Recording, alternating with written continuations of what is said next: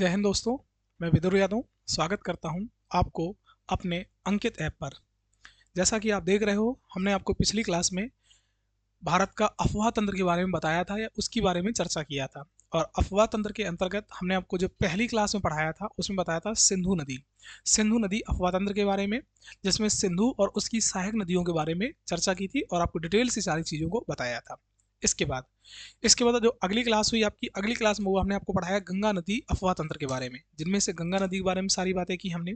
गंगा नदी के बाद गंगा की जो महत्वपूर्ण सहायक नदियां हैं उनके बारे में बात कर रहे हैं। उन्हीं में से हमने आपको पिछली क्लास में यमुना नदी तक पढ़ा दिया था।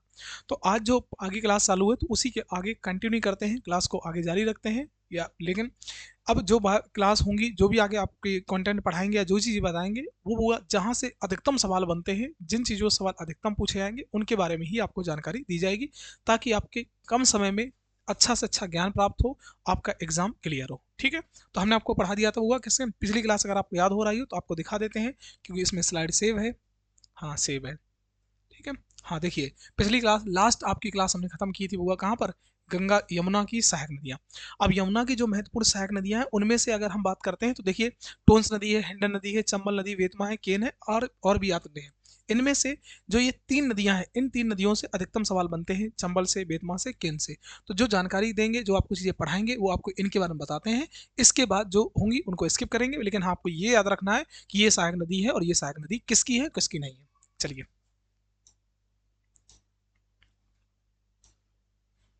तो इसमें हेडिंग आप बनाइए बुआ। हेडिंग बनेगी आपकी कौन सी, चंबल नदी। चंबल नदी हेडिंग पड़ेगी, चंबल नदी।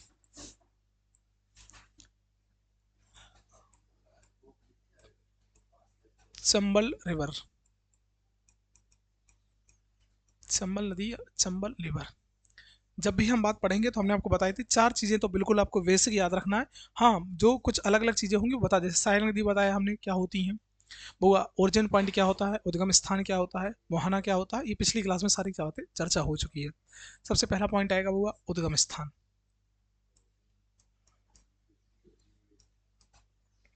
उद्गम स्थान, तो लिखते हैं चंबल नदी, चंबल नदी मध्य प्रदेश, मध्य प्रदेश के रायसेन, मध्य प्रदेश के रायसेन जिले में स्थित, रायसेन जिले में स्थित जाना पाओ, जाना पाओ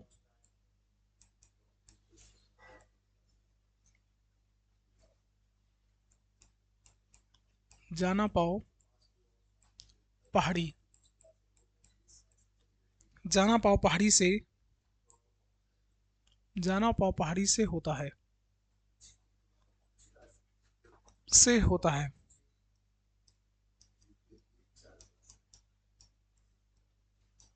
जाना पाओ पहाड़ी से होता है, याद रहेगा बुआ। मध्य प्रदेश में एक पहाड़ी है और मध्य प्रदेश के रायसेन जिले में है, और पहाड़ी का नाम है जाना पाओ, वहां से निकलती है आपकी कौन सी, चंबल नदी। आगे की बात करेंगे बुआ। चंबल नदी, चंबल नदी की कुल लंबाई, कुल लंबाई 1024 किलोमीटर है, 1024 किलोमीटर है। अगर वो लंबाई की बात करोगे तो लंबाई चंबल कितनी है, चंबल लंबाई 1024 किलोमीटर। आगे बात करते हैं चंबल नदी, चंबल नदी, चंबल नदी राजस्थान, राजस्थान, मध्य प्रदेश, मध्य प्रदेश तथा उत्तर प्रदेश राज्यों में प्रवाहित होती है, उत्तर प्रदेश राज्यों में प्रवाहित होती है,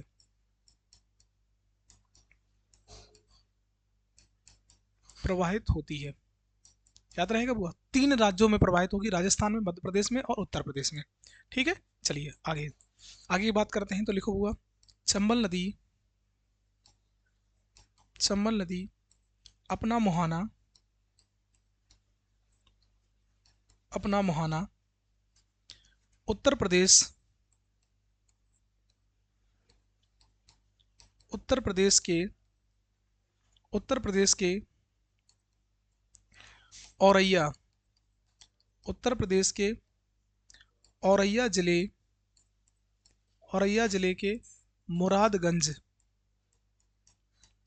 मुरादगंज नामक स्थान पर यमुना नदी में मिल जाती है। स्थान पर यमुना नदी में मिल जाती है। यमुना नदी में मिल जाती है। याद रहेगा कि वो कहाँ मिलेगी, निकल रही है आपके, आप देखिए कहाँ से निकल रही है, तो वो निकल कहाँ से रही है, मध्य प्रदेश के रायसेन जिले से, जानाबाव पहाड़ी से, लंबाई 1024 किलोमीटर है और राजस्थान, मध्य प्रदेश, उत्तर प्रदेश से प्रवाहित हो रही है और अपना मुहाना कहाँ बना रही है, उत्तर प्रदेश के औरैया जिले के मुरादगंज नामक स्थान पर अपना मुहाना बनाएगी या अपने आप को अपना जल कहाँ छोड़ देती है, गंगा नदी में। ठीक है, चलिए आगे बात करते हैं। लिखो, चंबल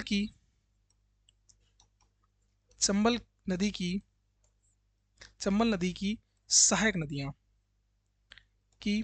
चंबल नदी की सहायक नदियां चंबल नदी की सहायक नदियों की बात करोगे बउआ तो इसमें कौन कौन सी है, देखिए इसमें आएगी काली सिंध नदी, काली सिंध, बनास, पार्वती एवं क्षिप्रा नदी, पार्वती एवं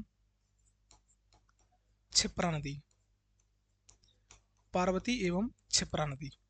याद रहेगा। तो ये बउआ कुछ सहायक नदियां हैं, कौन सी, ये कुछ सहायक नदियां हैं किसकी, चंबल की। और आपको अभी बताया था पिछली क्लास में, याद करिए, तो पिछली क्लास में बताया था जो क्षिप्रा नदी है ये बउआ कहाँ, उज्जैन का जो कालेश्वर मंदिर है इसी क्षिप्रा नदी के तट पर स्थित है। इसी क्षिप्रा नदी में कुंभ मेला लगता है बउआ उज्जैन में। ठीक है, इसी नदी के तट पर। आगे देखते हैं। आगे देखो, चंबल नदी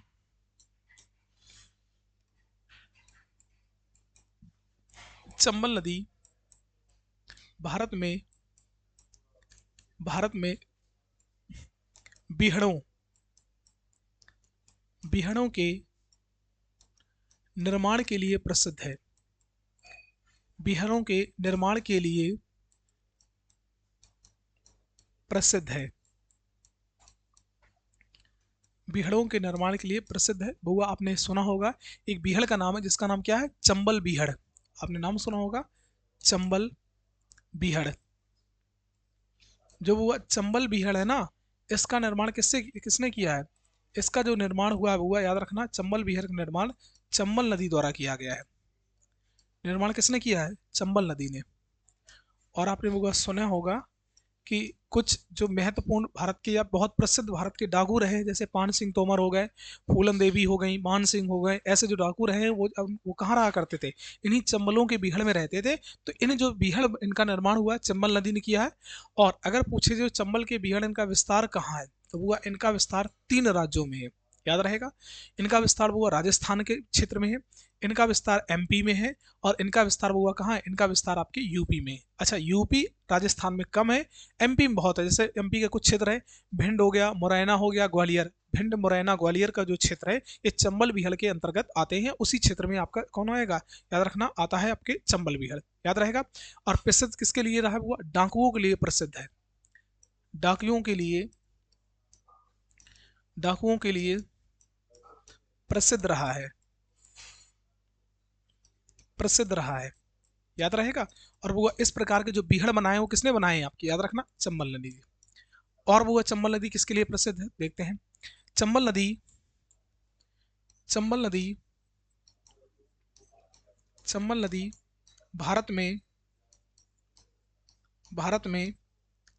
भारत में घड़ियालों के लिए प्रसिद्ध है।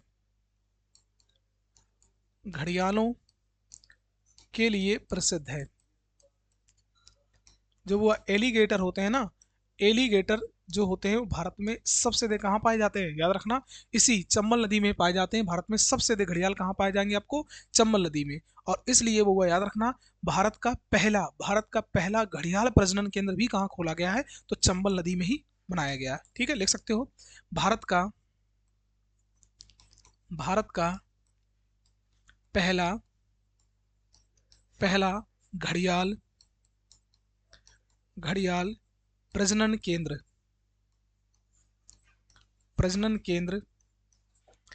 स्थापित किया गया है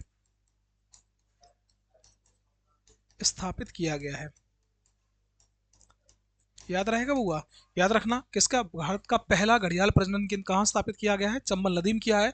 और घड़ियालों के लिए प्रसिद्ध हमारी चंबल नदी, घड़ियाल जो एलिगेटर होते हैं, अगर आपको देखना है तो चंबल नदी की तरफ जाइए, आपको बहुत सारे थोड़ी ही देर में दिख जाएंगे, ठीक है, क्योंकि इसमें बहुत अधिक मात्रा में घड़ियाल पाए जाते हैं।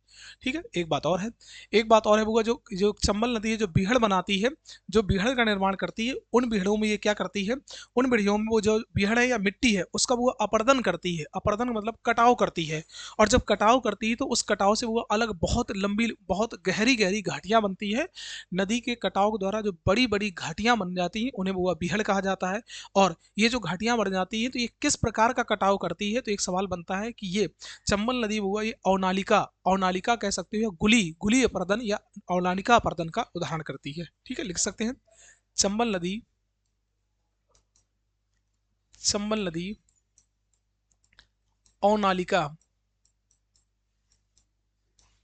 अवनालिका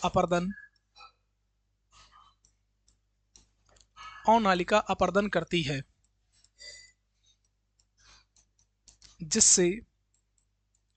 जिससे बड़ी बड़ी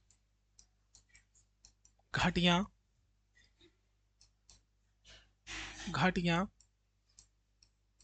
या गड्ढे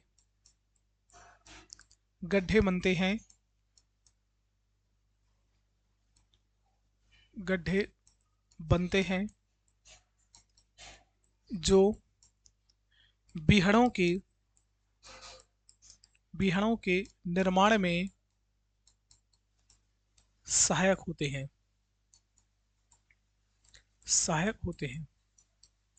बीहड़ों के निर्माण में सहायक होते हैं। याद रहेगा, जो बुआ अपर्दन करेगी, मिट्टी काटेगी, मिट्टी को लगातार काटेगी, तो काटने के बाद जो मिट्टी का एरोजन होगा, अपर्दन होगा, मिट्टी में बहुत सारी घाटियां बनेंगी। अच्छा, एक बात और है, ये मार्ग बदलती है, मार्ग बदलने की वजह से इसमें बहुत सारी अपर्दन घाटियां बनती है, और बहुत लंबे समय में जो घाटियां बनेंगी वो क्या कहलाती हैं, वही आपकी कहलाती हैं लंबे समय में जो घाटियां होती है वो आपकी कहला रही होती है क्या, बीहड़। ठीक है, और ये बीहड़ कहाँ, ये बीहड़ आपके चंबल में पाए जाएंगे, जिनका विस्तार कहाँ पर है, आप देखिएगा, राजस्थान, मध्य प्रदेश और उत्तर प्रदेश में बिहार है, और चंबल नदी द्वारा निर्मित किए गए हैं, जिसमें से डाकू फूलन देवी रही, पान सिंह तोमर रहे, वो इन्हीं बीहड़ों में ही रहा करते थे, ये उन्हीं से लिए प्रसिद्ध रहा है। ठीक है, इतनी बातें वो, हाँ एक बात और है, लास्ट पॉइंट एक लिख लेते हैं, लिखा है चंबल नदी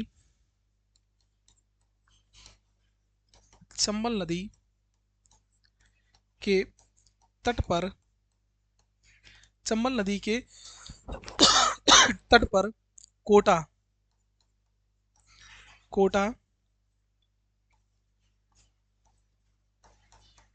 और बुआ कहाँ पड़ेगा कोटा, आप जानते हो, राजस्थान। कोटा एवं ग्वालियर शहर स्थित हैं।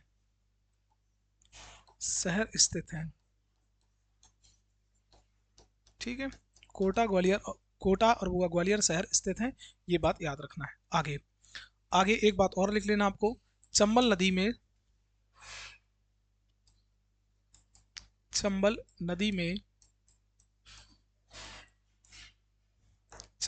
में राणा सागर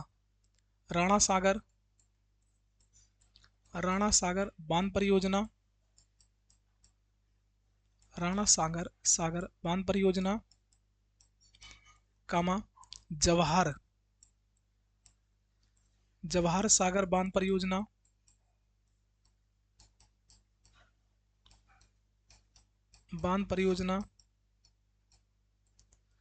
कामा जवाहर सागर होगी, और वो कहाँ आपकी नेहरू बांध परियोजना, नेहरू सागर बांध परियोजना।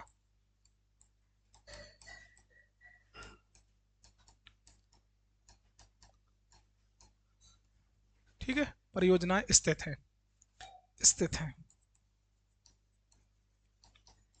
ये दोनों स्थित है राजस्थान में, और ये स्थित है एमपी में। ये कहाँ स्थित है, एमपी में, और वो स्थित राजस्थान में। राणा सागर बांध परियोजना जवाहर सागर बांध परियोजना और नेहरू सागर बांध परियोजना बुआ चंबल नदी में ही स्थित है। ये पॉइंट याद रखना है। चंबल नदी आपकी क्लियर। आगे आगे बात करेंगे बुआ, आगे हेडिंग वाली वेतवा नदी। वेतवा रिवर।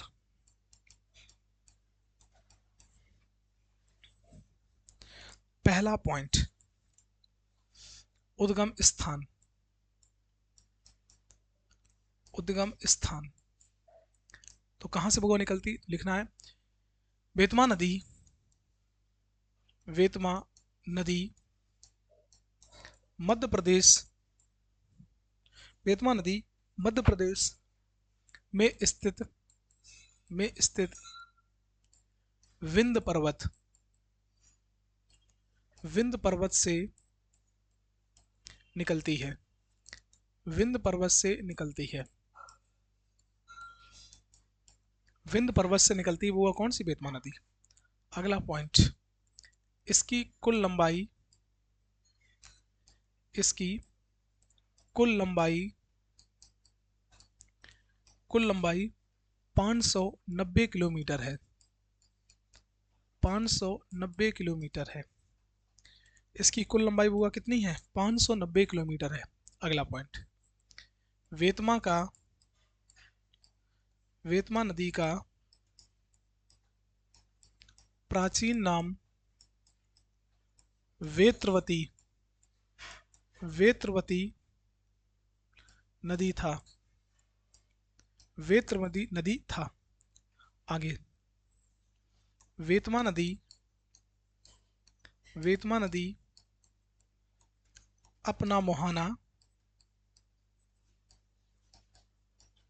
मोहाना उत्तर प्रदेश के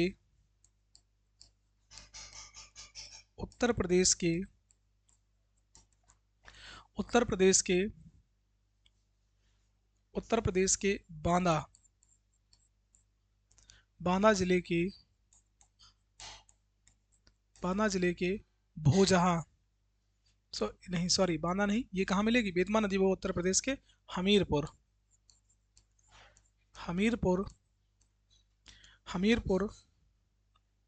शहर।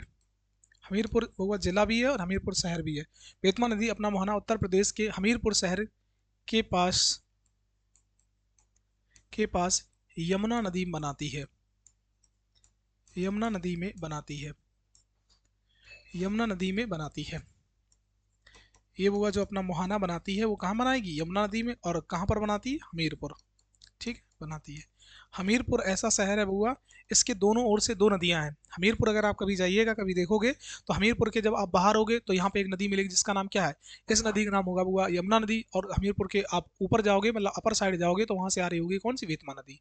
तो 2 नदियां मिल जाती हैं किसमें, हमीरपुर बिल्कुल बीच में स्थित है।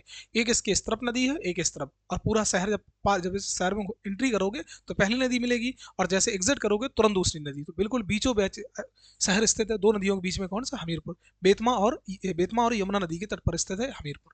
ठीक है, चलिए अगला पॉइंट देखो, वेतवा नदी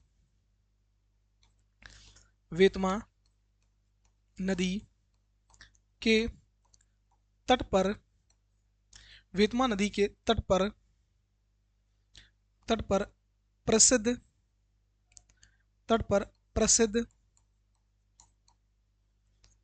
प्रसिद्ध पर्यटन स्थल ओरछा स्थित है। ये हुआ मध्य प्रदेश में पड़ेगा, मध्य प्रदेश से है ओरछा। एक काफ़ी पर्यटन स्थल है, काफ़ी प्रसिद्ध है। अगर वो आपने कहानी सुनी होगी वीर हरदौल की कहानी सुनी होगी, तो वीर हरदौल का मंदिर भी बना है ओरछा में। और रामलला का मंदिर भी कहाँ पे, राजा रामलला का मंदिर भी कहाँ से बना है, आपके ओरछा में। आप जाइएगा, ओरछा के राजा रहे हैं, आपने नाम सुना होगा वीर सिंह बुंदेला। हम सुना बुआ, वीर सिंह बुंदेला ओरछा के ही राजा थे। और इन्हीं ने ही झांसी की भी स्थापना की थी, जो आपकी झांसी उत्तर प्रदेश की है।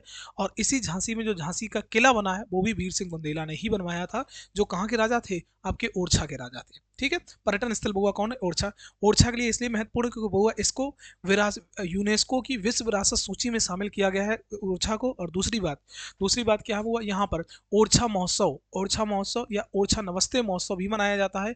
निवाड़ी यहीं से एक जिला पड़ता है, कुछ दूर आगे चलोगे तो निवाड़ी मिर्च महोत्सव भी कहाँ, इसी क्षेत्र में मनाया जाता है, जो आपकी इससे संबंधित है। ठीक है, चलिए आगे देखते हैं। देखो वेतमा नदी के तट पर वेतमा नदी के तट पर माता टीला बांध परियोजना माता टीला बांध परियोजना कामा सुखमा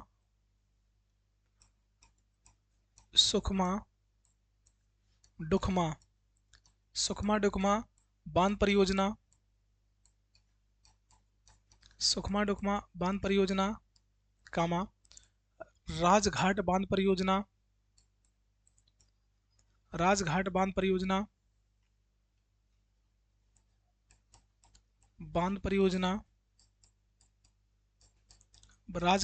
परियोजना और पारीछा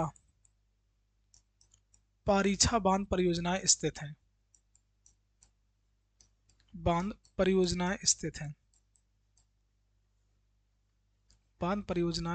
हैं। याद रहेगा वो ये कुछ परियोजनाएं स्थित हैं किसमें? आपकी बेतमा नदी में, जो इसमें माता टीला हो गया, सुकमा डुकमा हो गया, राजघाट हो गया, और बउआ कौन, पारीछा बांध परियोजना होगी। इसी में जो आपकी बउआ माता टीला है, इसी को महारानी लक्ष्मीबाई बांध परियोजना के नाम से भी जानते हैं, जो आपकी कहाँ, एमपी और यूपी की संयुक्त परियोजना है।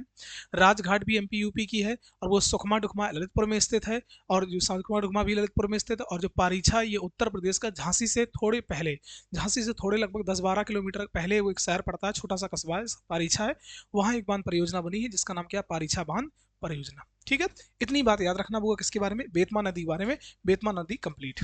अगली हेडिंग आपको डालना है बुआ, केन नदी। ठीक है, केन नदी,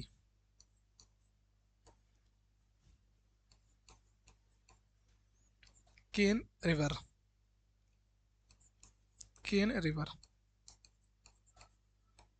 ठीक है, केन रिवर। चलिए, पहला पॉइंट है उद्गम स्थान या ओरिजिन पॉइंट। उद्गम स्थान कहाँ से है तो वो लिखो, ये मध्य प्रदेश में स्थित कैमूर की पहाड़ियों से निकलती है। बुआ, जो कैमूर की पहाड़ियां हैं, ये उत्तर प्रदेश और मध्य प्रदेश की सीमा पर स्थित हैं। ज़्यादातर विस्तार इनका एमपी में है, कुछ विस्तार उत्तर प्रदेश में है। उत्तर प्रदेश में 2 क्षेत्रों में विस्तार इनका, यूपी में सोनभद्र और मिर्जापुर में विस्तार है बुआ किसका, कैमूर की पहाड़ियों का। लेकिन ज़्यादातर कहाँ विस्तारित है, ज़्यादातर आपकी एमपी में है। अधिकांश भाग बुआ कहाँ पर है, अधिकांश भाग एमपी में है। और जो ये कैमूर की पहाड़ियां हैं, ये विंध्य पर्वत श्रृंखला की भाग हैं, विंध्य पर्वत श्रेणी के ही बहुआ भाग हैं कैमूर की पहाड़ियां। आगे जब पढ़ाएंगे तब बता देंगे आपको। हो गया। आगे लंबाई, इसकी कुल लंबाई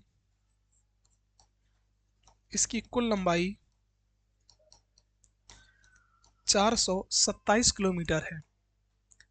427 किलोमीटर है। 427 किलोमीटर है कुल लंबाई। कितनी हुआ, 427 किलोमीटर है किसकी, केन नदी की लंबाई। अगला पॉइंट लिखना है, केन नदी अपना मुहाना उत्तर प्रदेश के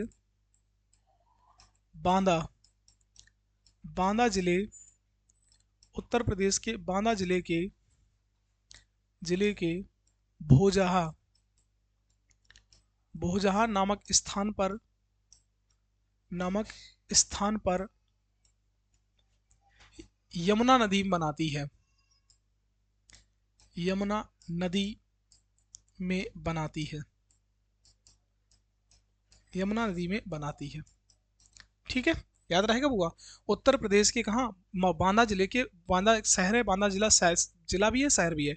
तो बांदा शहर के पास एक जगह पड़ेगी भोजहा, वहां जाके मिल जाएगी बुआ कौन सी, केन नदी। वहां जाके मिल जाती है केन नदी, और किसमें मिलती है, यमुना में। इसका मतलब ये किसी सहायक नदी है, यमुना की सहायक नदी, और महत्वपूर्ण नदी बताया भी।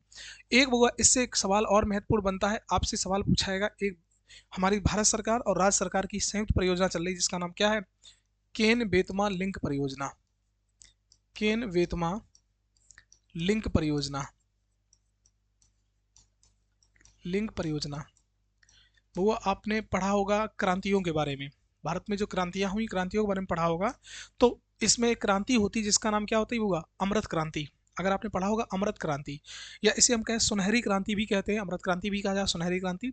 जिसके अंतर्गत बहुआ भारत की नदियों को आपस में जोड़ा जाएगा।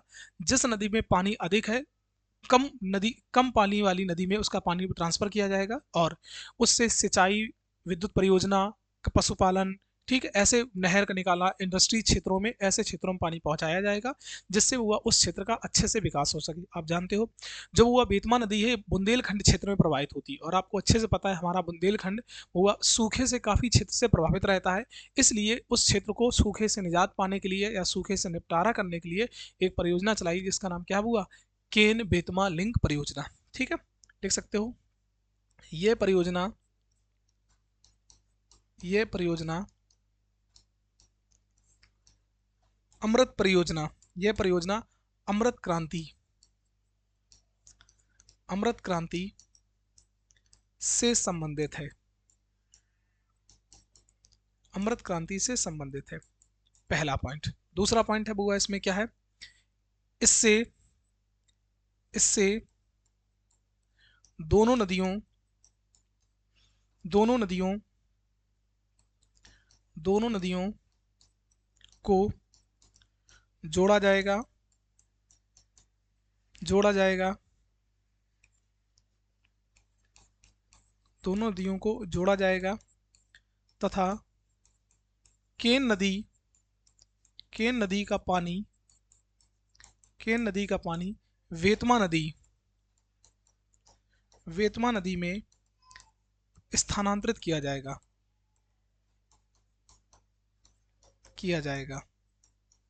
ठीक है, किया जाएगा। ऐसा क्यों किया जा रहा है बुआ, उद्देश्य इसका क्या है। अगर उद्देश्य की बात करना है बुआ तो क्या है उद्देश्य, तो लिखना बुआ, बुंदेलखंड क्षेत्र को सूखे सूखे से निजात दिलाना।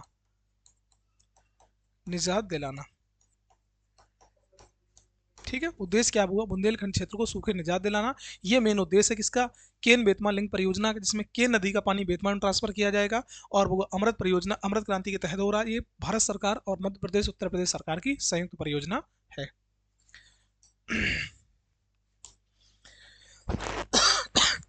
आगे आगे हेडिंग पड़ेगी वो, नदी का नाम है सोन नदी।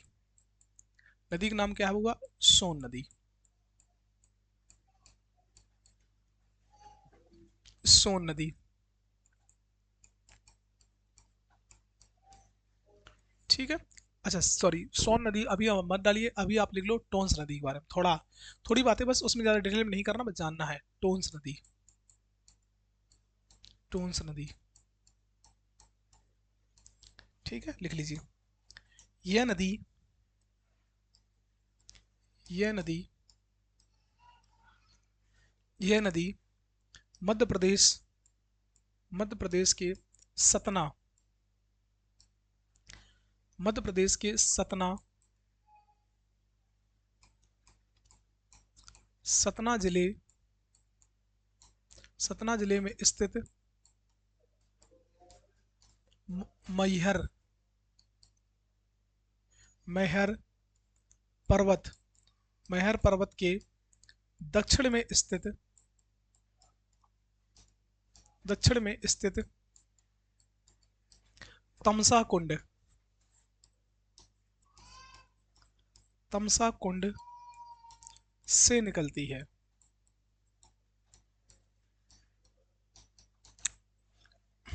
लिख लेना है। ये एमपी और उत्तर प्रदेश, मध्य प्रदेश और उत्तर प्रदेश में प्रवाहित होती है, प्रवाहित होती है तथा तथा उत्तर प्रदेश, उत्तर प्रदेश के प्रयागराज, प्रयागराज जिले, प्रयागराज जिले के सिरसा, सिरसा नामक स्थान पर, नामक स्थान, नामक स्थान पर, नामक स्थान पर गंगा नदी में मिल जाती है, में मिल जाती है, गंगा नदी में मिल जाती है। ठीक है, चलिए आगे, बस इसके बारे में इतना ही। अब वो हेडिंग डालिए है सोन नदी, सोन रिवर।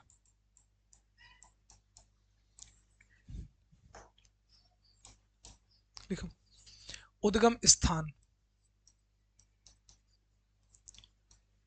उद्गम स्थान क्या है तो वो लिखते हैं। यह मध्य प्रदेश, यह मध्य प्रदेश में स्थित, मध्य प्रदेश में स्थित मैकाल पर्वत, मैकाल पर्वत, मध्य प्रदेश में स्थित मैकाल पर्वत की अमरकंटक, अमरकंटक, अमरकंटक चोटी से, अमरकंटक चोटी से निकलती है, से निकलती है, अमरकंटक चोटी से निकलती है। अगला पॉइंट, इसकी कुल लंबाई, इसकी कुल लंबाई 784 किलोमीटर है, 784 किलोमीटर है, इसकी कुल लंबाई 784 किलोमीटर है। आगे, आगे बात करते हैं। सोन नदी, सोन नदी गंगा की, गंगा की ऐसी सहायक नदी है, ऐसी सहायक नदी है जो, जो दक्षिण से, जो दक्षिण से उत्तर की ओर, उत्तर की ओर प्रवाहित होकर, प्रवाहित होकर, होकर गंगा में मिलती है, प्रवाहित होकर गंगा में मिलती है। याद रहेगा बुआ, कौन सी नदी है? सोन। सोन ऐसी सहायक नदी है किसकी? गंगा की, जो दक्षिण से उत्तर की ओर बहती है और फिर जाके गंगा में मिलती है। ठीक है, लिख लेंगे सोन नदी, सोन नदी अपना मुहाना, अपना मुहाना बिहार, बिहार की राजधानी, बिहार की राजधानी पटना, बिहार की राजधानी पटना में गंगा नदी, गंगा नदी में बनाती है, में बनाती है, गंगा में नदी में बनाती है।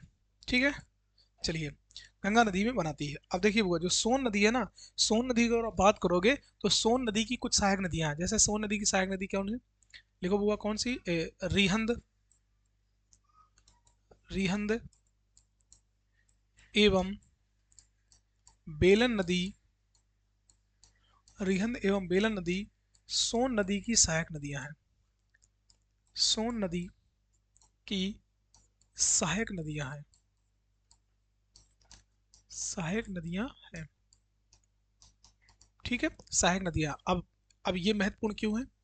ये महत्वपूर्ण इसलिए है, अच्छा एक बात और है बउआ, जो सोन नदी है ये उत्तर प्रदेश, मध्य प्रदेश और बिहार तीन राज्यों में प्रवाहित होती है। ठीक है, लिख लीजिए सोन नदी, सोन नदी एमपी,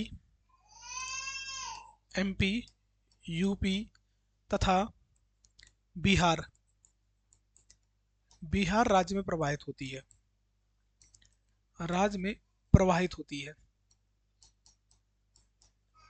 प्रवाहित होती है।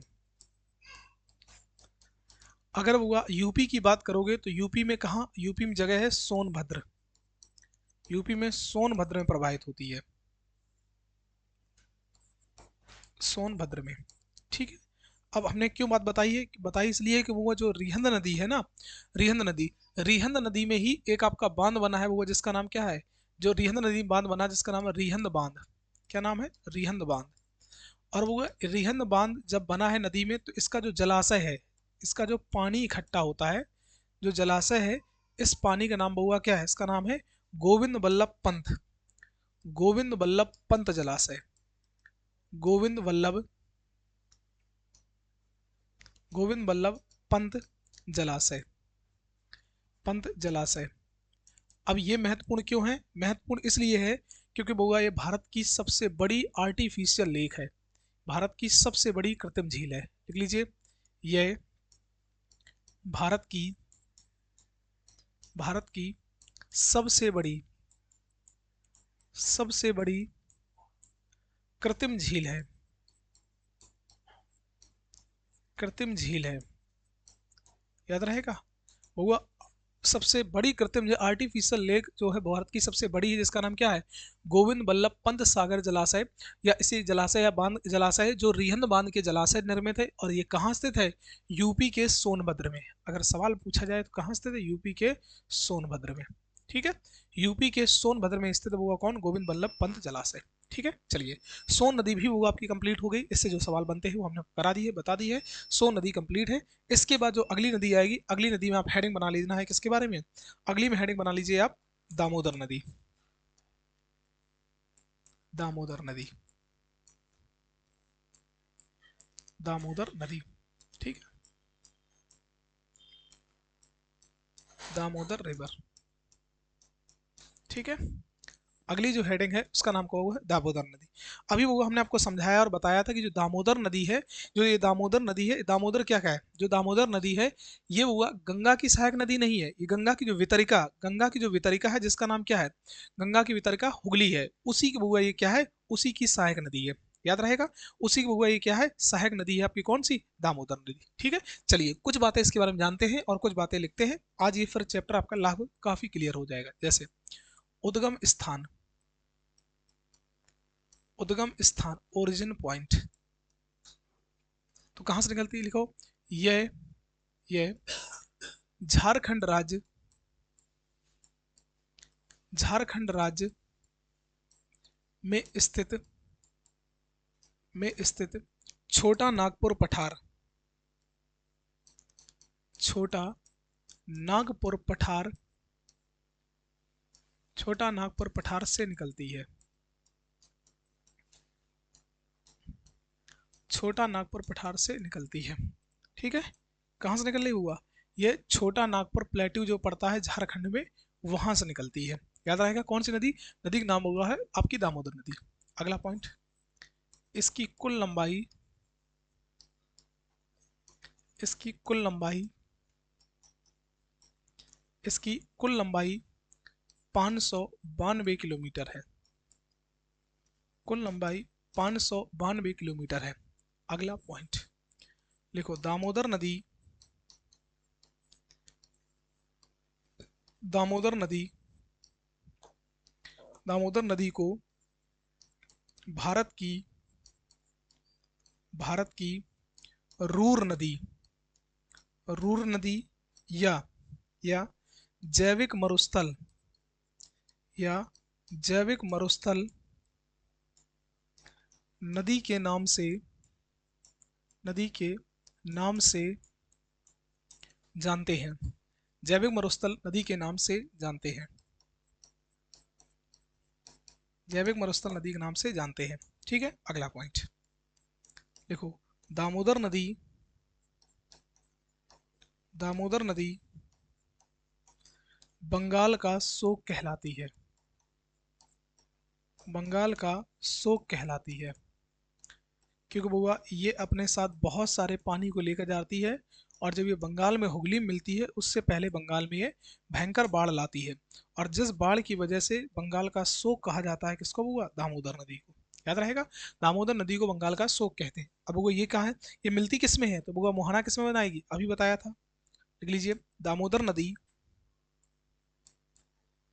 दामोदर नदी अपना मुहाना, अपना मुहाना गंगा की वितरिका, गंगा की वितरिका, गंगा की वितरिका हुगली नदी में बनाती है,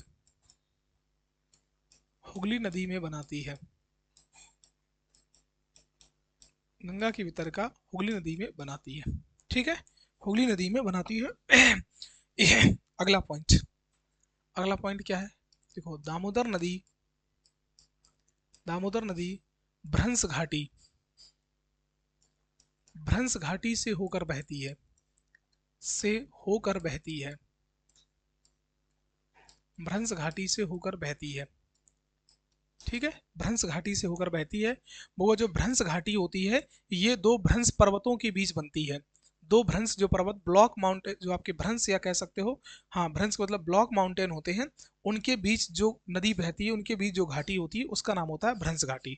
और वहां से जो नदी बह रही होती है वो कहलाती है आपकी भ्रंश घाटी से प्रभावित होने वाली नदी। जैसे मान लो ये कोई नदी बह रही है, ये हुआ दामोदर नदी है, और ये जो दो पर्वत हैं, ये जो दो पर्वत है, जैसे इसका नाम होगा क्या है? इसका नाम है हजारीबाग का पठार, हजारी बाग का पठार, हजारीबाग का पठार है ये। और ये है वो रांची का पठार, रांची का पठार। और ये दोनों जो पर्वत है ना, ये दोनों पर्वत वो किस प्रकार के? ये दोनों भ्रंश पर्वत हैं, भ्रंश पर्वत है। ये आप कह सकते हो ये ब्लॉक माउंटेन है, ये ब्लॉक माउंटेन है, ये भ्रंश पर्वत है, ब्लॉक माउंटेन है। और इनके द्वारा जो घाटी बनेगी वो क्या कहलाएगी? भ्रंश घाटी। ये जो बीच में घाटी बन रही है ना, इस घाटी का नाम क्या है? इसका नाम है भ्रंश घाटी, भ्रंश घाटी। या इसे आप कहोगे बउआ आपकी भ्रंश घाटी या ब्लॉक घाटी कहा जाता है। और इन दो पर्वतों के बीच में जो नदी बहती है उसका नाम होता है भ्रंश घाटी से बहने वाली नदी। भारत की दो और नदियां ऐसी हैं बउआ जो भ्रंश घाटी से बहती हैं, जिनमें से एक है, आप जानते हो, नर्मदा नदी।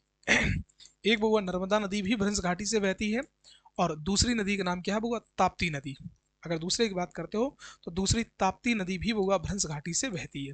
ठीक है, ताप्ती नदी भी भ्रंश घाटी से। जैसे नर्मदा, नर्मदा किन दो पर्वतों की भ्रंश से बहती है? तो नर्मदा बउआ विंध्य पर्वत, विंध्य पर्वत और सतपुड़ा पर्वत, विंध्य पर्वत और सतपुड़ा पर्वत के भ्रंश से बहती है।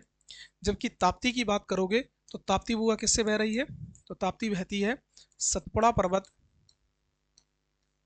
सतपुड़ा पर्वत एवं अजंता की पहाड़ियों, अजंता की पहाड़ियों, अजंता की पहाड़ियों की भ्रंश से बहती हैं। कौन? तो तीन ऐसी नदियां हैं जो भ्रंश से है, नर्मदा, ताप्ती और बुआ दूसरी कौन सी है? तीसरी जो नदी है जिसका नाम क्या है? दामोदर। ठीक है, चलिए, इसमें हमने आपको आज काफ़ी चीज़ें बता दी हैं, काफ़ी चीज़ें क्लियर हो गई। तो आपकी जो गंगा की बउआ दाईं ओर से मिलने वाली प्रमुख सहायक नदियां हैं उनके बारे में बता दिया है। तो अब ये आपका टॉपिक यहाँ तक रहेगा। इसके बाद जो अगली नदियाँ बची हैं जो दाईं बाईं ओर से मिलने वाली हैं वो आपकी अगली क्लास में। ठीक है, आज के लिए इतना ही। जय हिंद।